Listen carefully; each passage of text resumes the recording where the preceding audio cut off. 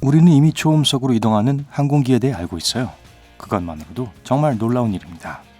하지만 초음속으로 이동한 사람은 어떨까요? 비행기 없이 말이에요. 한 남자가 36,600m 우주에서 자유낙하하면서 음속보다 더 빨리 날았습니다. 슈퍼맨을 말하는 거냐고요? 슈퍼맨처럼 들리지만 그렇진 않습니다. 계속하기 전에 여러분도 음속보다 더 빨리 날고 싶다면 댓글로 알려주세요. 펠릭스 바움가르트너는 오스트리아 출신 스카이다이버로 약간 무모한 사람입니다. 약간이라고요? 글쎄요. 그는 1969년 오스트리아의 잘츠부르크에서 태어났습니다. 어렸을 때부터 그는 높은 곳을 좋아했고 평생 꿈은 스카이다이버가 되는 것이었어요. 목표를 달성할 수 있는 수단이 생길 때까지 그는 기계공으로 일하며 오토바이를 수리하고 있었습니다. 펠릭스는 슈퍼맨처럼 하늘로 날아올 수 있을 때를 상상하고 했어요. 16살 때부터 목표를 향해 일하기 시작했고 우수한 기술을 습득했습니다. 오스트리아의 군사 비행 시범팀의 일원이 되었고 실력이 출중했습니다. 공중이 마치 자기 집 안방인 것처럼 온갖 스턴트 묘기를 펼쳤습니다. 그때 레드불 회사가 그의 재능을 주목했습니다. 1988년 펠릭스는 유명한 회사를 위해 스카이다이빙 묘기를 시작했습니다.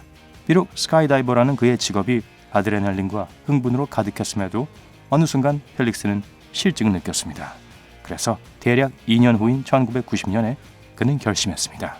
전통적이고 따분한 형태의 스카이다이빙을 그만두고 따분하다고요? 베이스 점핑을 포함한 새 기술을 시도했습니다. 베이스는 이런 점핑을 하는 사람들이 뛰어내리는 4가지 구조물의 약자인데요. 바로 빌딩, 안테나, 교량을 뜻하는 스팬, 절벽을 뜻하는 earth입니다. 베이스 점핑은 세계에서 가장 위험한 스포츠 중 하나입니다.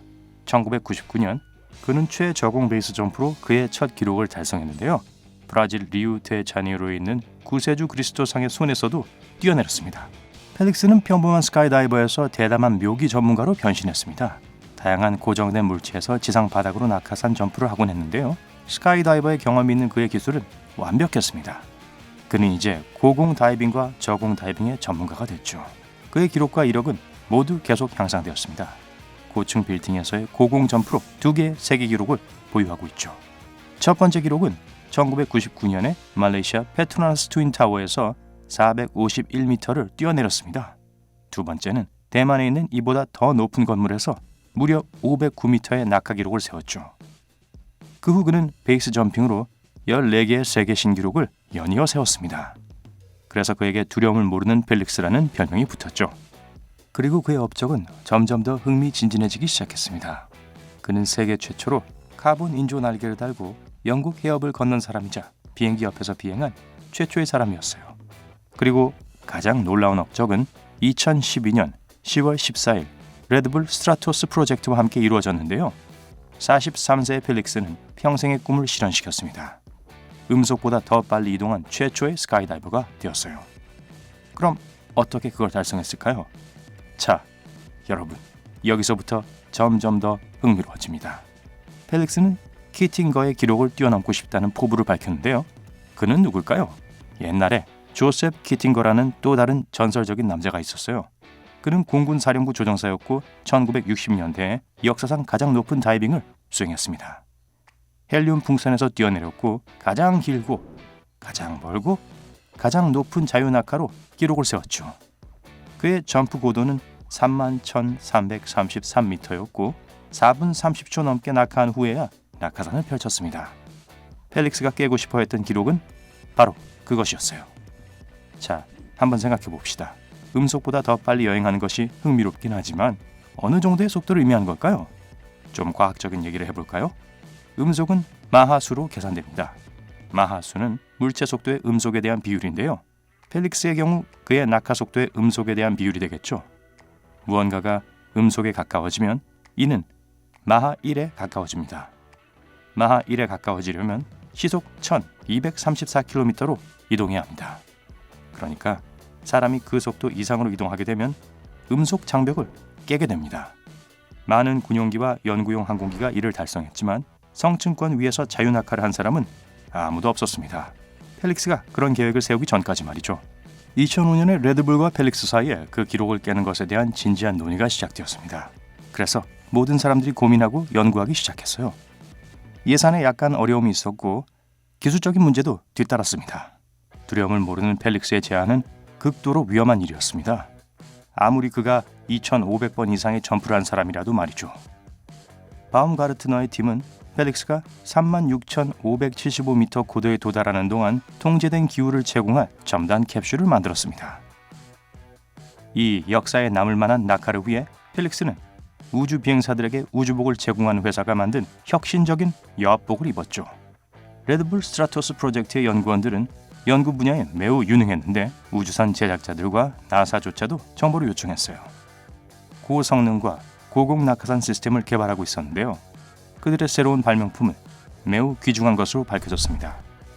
우주 비행사들도 우주선에서 긴급 대피를 해야 할 경우 성층권을 통과해야 할 때 이 낙하산 시스템을 사용할 수 있었죠. 그의 여합복과 캡슐은 임무를 완수하는 데 필요한 모든 장비를 갖추고 있었습니다. 열선 선바이저가 있어서 선명한 시야를 확보하는 데 도움이 되고 또한 그는 산소 공급도 받았습니다. 여합복은 그의 몸을 보호하기 위해 특수 코팅되었습니다. 임무의 모든 과정이 녹화될 예정이었기 때문에 양쪽 다리와 헬멧에 카메라가 장착되었죠. 그 여합복에는 낙하산을 감시할 수 있는 거울도 달려 있었습니다. 고도계, 많은 다른 첨단 장비들을 갖고 있었고 가장 귀중한 건 용기가 있었습니다. 임무를 수행하는 동안 그를 안내해 줄 수 있는 믿을 만한 사람이 필요했습니다. 그래서 펠릭스는 자신이 깨트리고 싶어하는 기록을 가진 사람을 초대했는데요. 바로 조셉 키팅거가 그가 낙하하는 동안 끊임없이 의사소통을 할 사람이었습니다. 대대적인 훈련을 거친 후 기록 경신의 날이 다가왔습니다.